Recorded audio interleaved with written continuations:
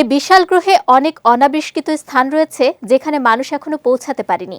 পৃথিবী জুড়ে এমন অনেক স্থান আছে যা রহস্যে ঘেরা। তেমনই এক রহস্যময় রাস্তা আছে দক্ষিণ আফ্রিকার কেপটাউন থেকে রাশিয়ার পূর্ব দিকের মাগাদান বন্দর শহর পর্যন্ত। রহস্যময় সেই রাস্তাটি নিয়ে বিস্তারিত জানাচ্ছেন সঙ্গীতা শাহ। দক্ষিণ আফ্রিকার কেপটাউন থেকে রাশিয়ার পূর্ব দিকের মাগাদান বন্দর শহর পর্যন্ত পথটিকে পৃথিবীর দীর্ঘতম হাঁটার যোগ্য দূরত্ব বলে ধরা হয়। তবে শুনতে অবিশ্বাস্য লাগলেও দীর্ঘ এই পথ কোনো মানুষই আজ অবধি শেষ করতে পারেননি।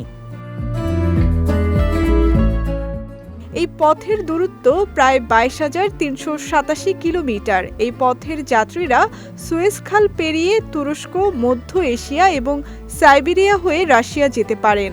শুধু এই অঞ্চলগুলো নয়, সব ঋতু ও আবহাওয়ার অবস্থার কথা মাথায় রেখে ভ্রমণকারীরা 17টি দেশ অতিক্রম করতে পারবেন এই পথ ধরেই।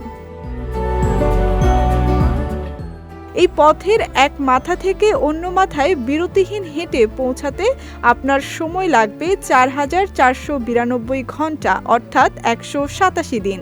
তবে আপনি যদি দিনে 8 ঘন্টা হাঁটেন তাহলে এই পথ শেষ হতে সময় লাগবে 562 দিন। মোট কথা, একজন ব্যক্তির এই পথে হেঁটে পৌঁছাতে কমপক্ষে 3 বছর সময় লাগবে।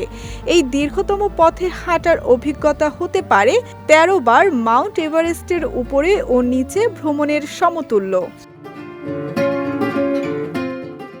জানলে অবাক হবেন, এখন পর্যন্ত কোনো মানুষই এ ধরনের ভ্রমণে যাওয়ার সাহস করেনি।